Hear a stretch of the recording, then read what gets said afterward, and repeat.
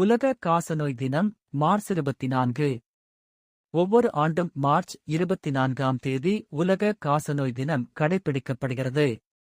1882ஆம் ஆண்டு Robert Koch காசநோயை கண்டுபிடித்தார். இது ஒரு தொற்றுநோய், ஆனால் ஆரம்பத்திலேயே கண்டறிந்தால் முழுமையாக குணப்படுத்தலாம். இந்த நாளின் நோக்கங்கள்: காசநோய் பற்றிய விழிப்புணர்வு ஏற்படுத்துதல், தடுப்பு மற்றும் சிகிச்சையை ஊக்குவித்தல், பாதிக்கப்பட்டவர்களுக்கு ஆதரவளித்தல்.